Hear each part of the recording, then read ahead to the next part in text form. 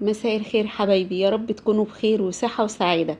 فيديو النهاردة مميز جدا. هنعمل مع بعض النهاردة القرنبيط بطريقة سهلة وبسيطة وكمان صحية وموفرة واقتصادية. هنعرف النهاردة تكات وتفاصيل عشان يطلع معاكي بالجمال ده، طعم ولون وريحة من الآخر. لو انتي مش بتحبي القرنبيط هتعشقيه بعد الطريقة دي. مش هطول عليكم، تعالوا بينا نشوف الطريقة دي. بس أهم حاجة ان احنا نتابع الفيديو للآخر، وما تنسوش اللايك والشير. واوعدك مش هتخرجي من الفيديو ده غير وانتي مستفيدة من كل تفصيلة صغيرة وكبيرة. لو اول مرة بتشوفيني اكتبي لي في التعليقات عشان انزل ارحب بيكي في وسط عيلتنا الجميلة. يلا بينا نسمي الله ونصلي على الرسول عليه افضل الصلاة والسلام. معايا قرص من القرنبيط. هو قرص صغير جبته ب10 جنيه، والله ب10 جنيه. هناكل النهاردة، هنتغدى ونتعشى ب10 جنيه. طبعا كان في بقية الطماطم والحاجات دي موجودة في البيت. زي مثلا كان في شوية بتنجان عملتهم جنبهم، خللتهم كده قليتهم وعملتهم جنبهم. كان في طماطميتين كده قطعتهم وحطيت عليهم فص توم وخللتهم كده جنبهم، وقضينا اليوم ب10 جنيه. جبت هنا بقى حلتنا الجميلة، وجبت مية مغلية زي ما انت شايفة كده، غلت على النار. وحطيت عليها نص معلقة من الكمون ومعلقة من الملح. الكمون بتاعي ربنا يسامحه الراجل العطار مدوني غامق زي ما انتوا شايفين، حطيت والله نص معلقة بس. هو غامق كده، مش عارفة هم غشينه ولا هو الكمون بيبقى غامق قوي كده. نزلت عليه بقى بالقرنبيط، قطعته ورد زي ما انت شايفة كده، ورود صغيرة. وشلت العروق بتاعته الكبيرة وحطيت بس عرق اللي هو الصغنن ده عشان بيبقى طعمه مسكر وجميل جدا. وطبعا هيرمي معايا كتير جدا، هتشوفوا دلوقتي ازاي. وسبته يتسلق على النار لمدة 10 دقايق ل15 دقيقة. وزي ما شفتي معايا هنا كده كان استوى، وانا بفرطه كده. الورود الصغيرة دي بقطع الورود الصغيرة اللي فوق دي، بفرطها من بعضها كده وردة وردة زي ما انت شايفة كده.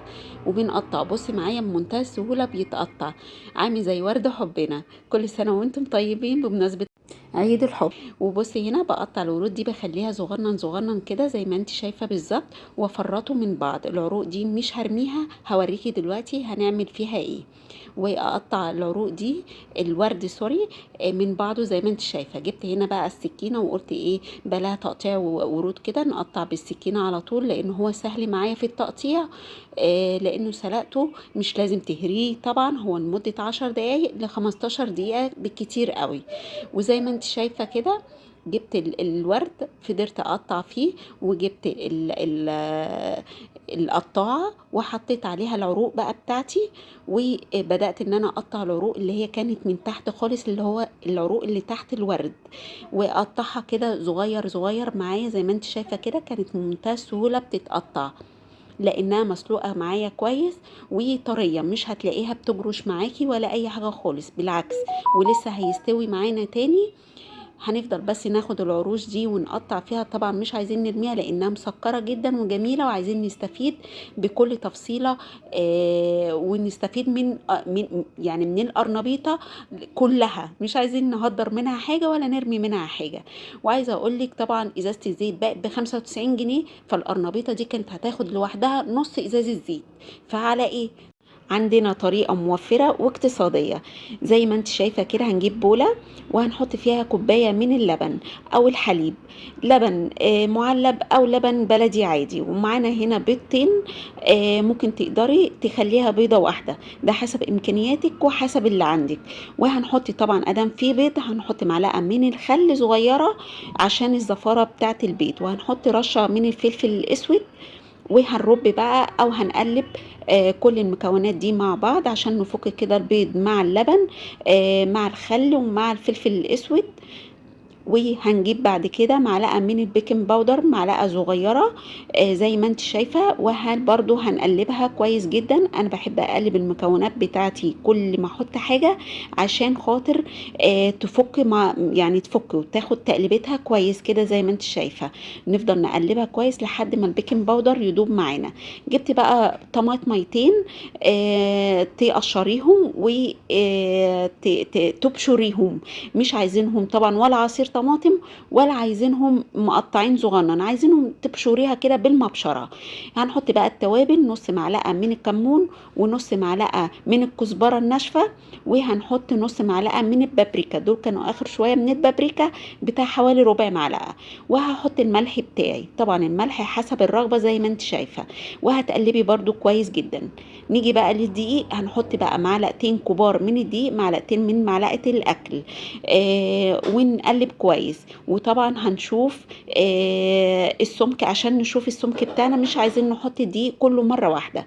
وهننزل بقى معانا من الخضار بتاعنا، اللي هو نص حزمه من الكزبره وربع حزمه شبت، يعني هتاخدي عودين كده من الشبت ونص حزمه من الكزبره.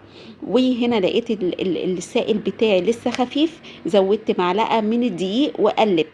تفضلي تنزلي معلقه معلقه من الدقيق عشان تشوفي السمك بتاعك ما يبقاش تقيل قوي، عشان ما يبقاش مجعلص معاكي كده وتحسي ان هو سميك كده. وهنقلب معانا، لقيته لسه خفيف، حطيت له نص معلقه من الدقيق، كده حطيت 3 معالق ونص من الدقيق على كوبايه اللبن بتاعتي اللي انا حطيتها. هنقلبه بقى كويس جدا، وهننزل معانا بمعلقتين من الزيت الذرة زي ما انت شايفة كده بالظبط، معلقتين 2 بس. عملنا القرنبيطة كلها بمعلقتين من الزيت، موفرة واقتصادية جدا. هنجيب بقى القرنبيط اللي احنا قطعناه لورد صغير ده، وهننزل بيه على الخليط ونقلبه كده زي ما انت شايفة بالظبط. نقلبه تقليبة كويسة كده، ونجيب معانا بقى اذا كان صينية او طاجن او بايركس اللي متوفر وموجود عندك في بيتك. هننزل بس نمسح القعر كده بشوية زيت للقعر بتاعه، عشان خاطر طبعا ما يلزقش معايا ولا في الصينية ولا يلزق معايا في بايركس ولا في اي حاجة. دي مادة عازلة بس كده. وننزل بيه بالخليط زي ما انت شايفة. نساوي بقى الخليط بتاعنا كده في الطاجن او في الصينية، نسويه كده ونمسح الحروف بتاعته اذا كان نزل حاجة على الحروف عشان ما تبقاش متحروقة كده معايا. وندخله على درجة حرارة 180، يكون فرن ساخن مسبقا، من درجة حرارة ل 180 ل 200، وهيطلع معايا باللون والشكل الجميل ده. عايزة اقولك طعمه تحفة واللون رهيب. لو استوى من تحت تقدري، لو انت الفرن بتاعك ما بيشتغلش شواية وفرن مع بعض، تقدر تسوي من تحت، وبعد ما تلاقيه احمر من تحت تطفي عليه النار وتشغلي الشواية لمدة 5 دقايق، يطلع معاكي بالجمال واللون ده. بصي قرص عايزة اقولك فظيع، اقسم بالله طعمه جميل خطير. حاجة كده وهم، مش هتعرفي تاكليه خلاص مقلي تاني، انتي مش هتاكليه غير بالطريقة دي. بجد طعمه جميل جدا، خطيرة. وبكده وصفتنا النهاردة تكون خلصت. أتمنى من كل قلبي تكون عجبتكم. ما تنسوش تعليقاتكم الحلوة اللي بتشجعني دايما، وأشوفكم على خير في وصفة جديدة إن شاء الله. وباي باي.